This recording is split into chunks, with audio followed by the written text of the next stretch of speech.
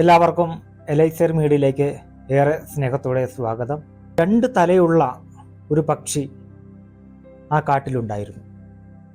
അങ്ങനെ ഈ പക്ഷി പറക്കുന്നതിനിടയിൽ മനോഹരമായിട്ടുള്ള ഒരു പഴം ആദ്യത്തെ തലയുടെ ശ്രദ്ധയിൽപ്പെട്ടു. അത് തിന്നാൻ തുടങ്ങിയപ്പോൾ രണ്ടാമത്തെ തല പറഞ്ഞു, എനിക്കും കുറച്ച് പഴം തരിക, അതിൻ്റെ രുചി ഞാനും അറിയട്ടെ എന്ന്.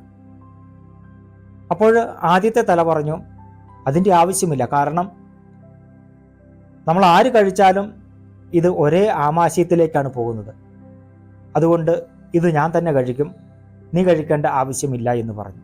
പിറ്റേ ദിവസം ഈ പക്ഷി പറക്കുന്നതിനിടയിൽ രണ്ടാമത്തെ തല മറ്റൊരു പഴം കണ്ടു. അത് തിന്നുവാൻ തുടങ്ങി.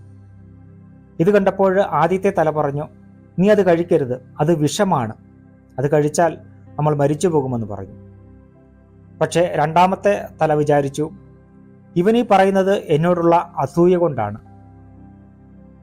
അതുകൊണ്ട് ഈ രണ്ടാമത്തെ തല ആദ്യത്തെ തല പറയുന്നത് കേൾക്കാതെ ആ പഴം തിന്നുകയും ഉടനടി ആ പക്ഷി ചത്തു വീഴുകയും ചെയ്തു.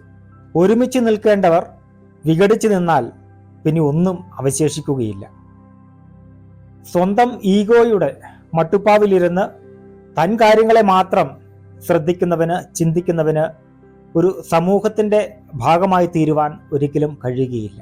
സ്വന്തം സുഖവും സൽപ്പേരും മാത്രം നിലനിർത്തുകയായിരിക്കും ഇത്തരക്കാരുടെ നിഗൂഢമായിട്ടുള്ള ചിന്ത. ഇങ്ങനെയുള്ളവർ മറ്റുള്ളവരുടെ, അന്യരുടെ അടിസ്ഥാന ആവശ്യങ്ങളെ പോലും മനസ്സിലാക്കുവാനോ അവരിലേക്ക് ഇറങ്ങിച്ചെല്ലുവാനോ ഒരിക്കലും ശ്രമിക്കുകയില്ല. പരസ്പര ആശ്രയത്വത്തിൻ്റെ ബാലപാഠങ്ങൾ പോലും മനസ്സിലാക്കുവാൻ കഴിയാത്തത് കൊണ്ടാണ് ഓരോ വ്യക്തിയും സ്വയം ഭരണ കേന്ദ്രങ്ങളായി ഇന്ന് മാറിക്കൊണ്ടിരിക്കുന്നത്. ഒരാളുടെ ഇടപെടൽ മൂലം സ്വന്തം വീടിനകത്തുണ്ടാകുന്ന പരിണാമങ്ങളെക്കുറിച്ച് ചിന്തിച്ചാൽ മാത്രം നമുക്ക് ഓരോരുത്തർക്കും കുറച്ചും കൂടി മനുഷ്യത്വപരമായി പെരുമാറുവാൻ കഴിയും.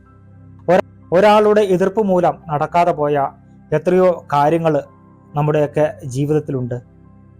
ഒരാളുടെ ആക്രോശം മൂലം ജീവിതത്തിൽ സമാധാനം നഷ്ടപ്പെട്ട എത്രയോ വ്യക്തികളുണ്ട്.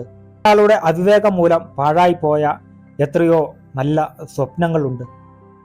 എന്നാൽ എല്ലാവരും ഒരുമിച്ച് നിൽക്കുമ്പോൾ മാത്രമേ ഇത്തരത്തിലുള്ള കർമ്മപദ്ധതികൾ, സ്വപ്നങ്ങൾ, പരസ്പര ആശ്രയിത്വം എല്ലാം ഒത്തുചേർന്ന് നല്ല ഒരു കൂട്ടായ്മ രൂപപ്പെടുവാൻ നമുക്ക് സാധിക്കുകയുള്ളൂ. അങ്ങനെയുള്ള കൂട്ടായ്മയിലാണ് ഓരോ വ്യക്തികളുടെയും വ്യക്തി സ്വാതന്ത്ര്യം സംരക്ഷിക്കപ്പെടുകയും ഓരോരുത്തരും അവരുടേതായിട്ടുള്ള സംതൃപ്ത മേഖലയിൽ മുന്നോട്ട് പോകുവാനും കഴിയുകയുള്ളൂ. ഒന്നിൽ കൂടുതൽ ആൾക്കാർ ഉള്ളിടത്തൊക്കെ പല സമവാക്യങ്ങളുണ്ടാകും, ശരിയല്ലേ? പക്ഷെ ഇത്തരത്തിലുള്ള സമവാക്യങ്ങളെ മുഴുവനും ഒന്നിച്ചു ചേരുമ്പോഴാണ് അവിടെ നല്ല കർമ്മ പദ്ധതികൾ രൂപപ്പെടുന്നത്. എൻ്റെ കാഴ്ചപ്പാട് മാത്രമാണ് ശരി, ബാക്കിയുള്ളവരൊന്നും ശരിയല്ല എന്നുള്ള ചിന്ത ഒരു കൂട്ടായ്മയെ മുന്നോട്ട് നയിക്കുകയില്ല. ഈ പരിക്ക് തലയിലാണെങ്കിലും കാലിലാണെങ്കിലും എവിടെയാണെങ്കിലും വേദന ശരീരം മുഴുവനുമാണ് അനുഭവിക്കുന്നത്.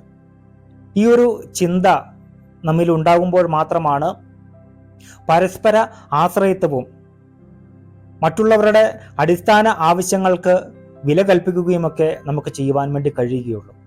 അങ്ങനെയെങ്കിൽ നമ്മുടെ സമൂഹത്തിൽ, നമ്മുടെ ഭവനത്തിൽ, നമ്മുടെ വ്യക്തി ജീവിതത്തിലൊക്കെ നമ്മൾ ഓരോരുത്തരും സ്വന്തം ഈഗോയുടെ മട്ടുപ്പാവിലിരുന്നു കൊണ്ട് മറ്റുള്ളവരെ വിധിക്കേണ്ടവരല്ല. ഞാനെന്ന വ്യക്തി ഒരു കൂട്ടായ്മയുടെ ഭാഗമാണ്. ആ കൂട്ടായ്മയോട് ചേർന്ന് നിൽക്കുമ്പോഴാണ് നമ്മൾ ഓരോരുത്തരും നമ്മുടെ ലക്ഷ്യത്തിലേക്ക് എത്തിച്ചേരുവാൻ വേണ്ടി കഴിയുന്നത് എന്നുള്ള ഒരു ചിന്ത നമുക്ക് ഓരോരുത്തർക്കും ആവശ്യമാണ്. നമ്മളെ മനസ്സിലാക്കുവാനും ഒപ്പം മറ്റുള്ളവരെ മനസ്സിലാക്കുവാനും കഴിയുന്ന തരത്തിലേക്ക് നമ്മുടെ ചിന്തകളെ ഉയർത്തേണ്ടത് ആവശ്യമാണ്. അപ്പോൾ എല്ലാവർക്കും നല്ലൊരു ദിനം ആശംസിക്കുന്നു.